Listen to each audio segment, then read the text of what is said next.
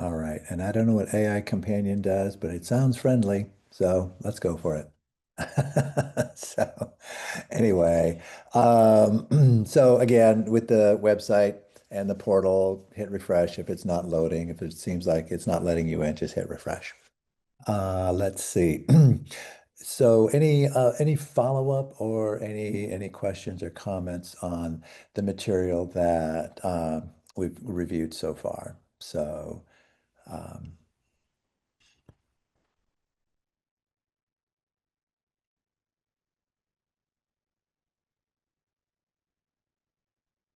okay, well, that wasn't so awkward, was it? Okay, all right. So, I'm counting my ums too.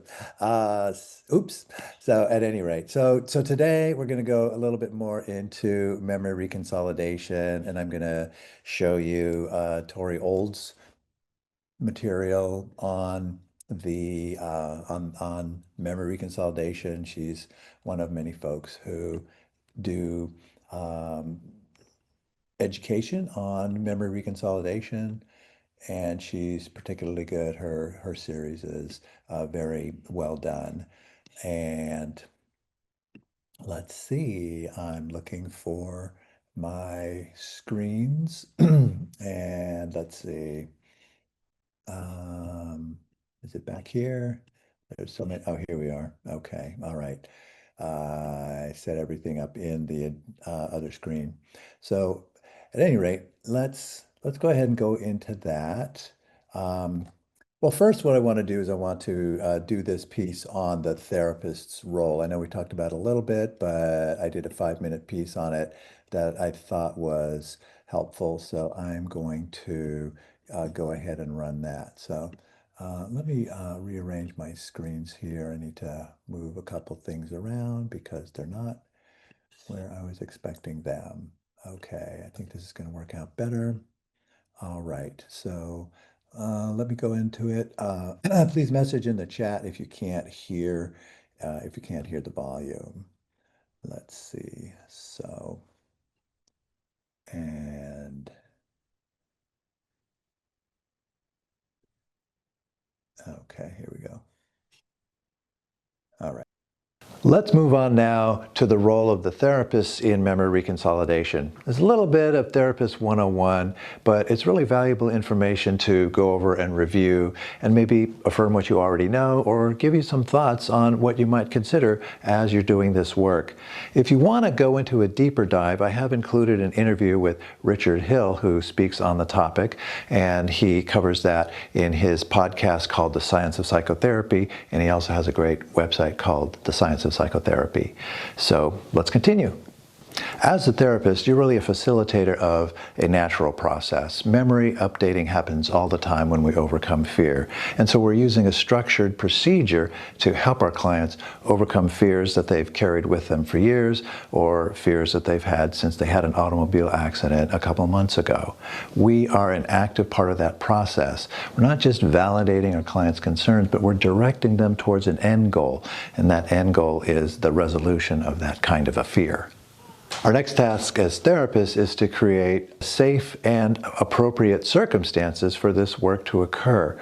We're ensuring a safe environment for clients to revisit these memories without re-traumatizing them, and we're really fostering a state that's open to reconsolidation. And so we do that by offering tools that helps give our client a sense of control in the session.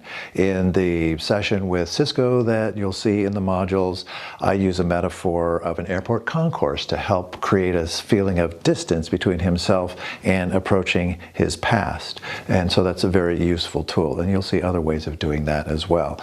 Your task as a therapist is to use your imagination and to sit with your client and respond to what's happening in front of you.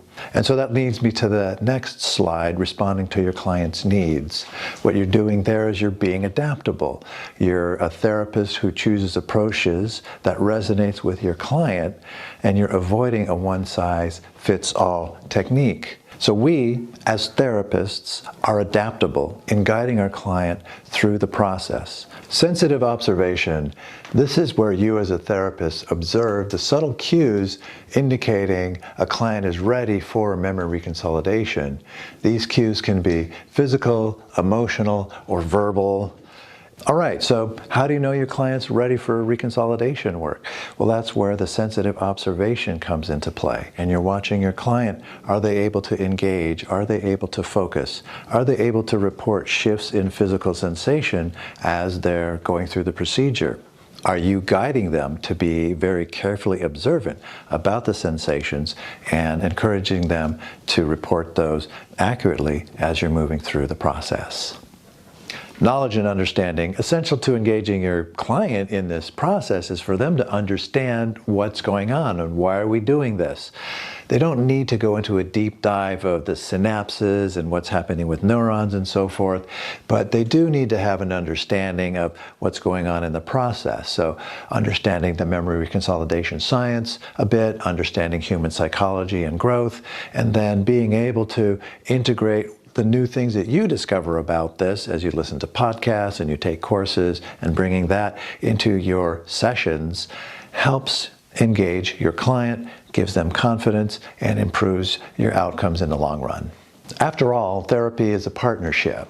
Therapy is a partnership based on mutual respect and trust. It aims to heal through exploring and understanding experiences. You're helping your client move through that. You're helping them make connections as you're doing the reconsolidation work. And you're helping them to heal on a deeper level and not just focus on surface symptoms. Through this process, we're respecting our clients' capacities. We're respecting their strengths. We're bringing their strengths into the session. We're facilitating this natural healing capacity that they have within them. And when we do that, they'll wind up leaving your office feeling empowered and excited to do more of this kind of work. So imagine explaining to your next client that you're not there to fix them, but to partner with their brain's natural healing capacity. So my aim here is to give you some food for thought and have you reflect a bit on how you've developed your own therapist's role, how you conceptualize your therapist's role. So it might be interesting to reflect on your own therapeutic journey and how your understanding has evolved, and share that in our community, or maybe even share what you read or heard recently that made you think more consciously about the hats you wear. So yeah, share your insights here in the chat or in our community section. So what about that? What about